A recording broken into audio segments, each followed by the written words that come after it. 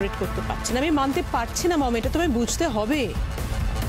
আর তাছাড়া রানীর বাবার সঙ্গে আমাদের একটা অনেক বড় ডিল হয়েছে মম, ওদের অনেক বড় কোম্পানি, দুটো কোম্পানি না মার্চ করে গেছে মম। প্লিজ তুমি এখন আর এসবের মধ্যে কোনো ইন্টারফেয়ার করো না, আমি রিকোয়েস্ট করছি। অফিসার, আপনারা নিয়ে যান মেয়েটাকে, নিয়ে যান ওকে।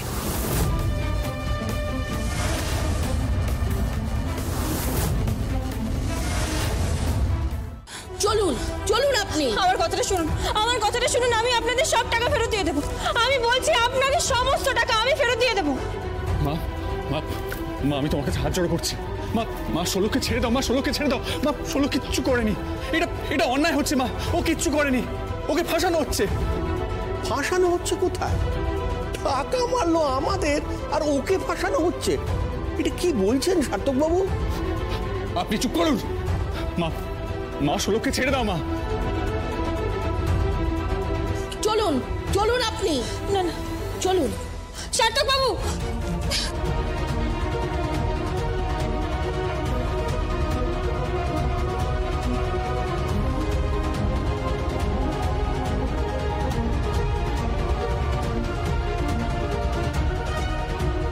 এক মিনিট,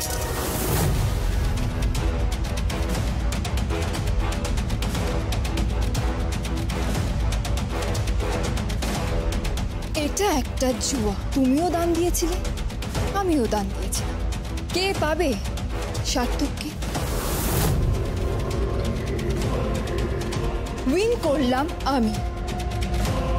সার্থক এ ঘরে দাঁড়িয়ে সকলের সামনে আমাকে বিয়ের কনসার্ন দেবে, আর তুমি ডিভোর্স পেপারে সাইন করবে, আর বাকিটা হারবে।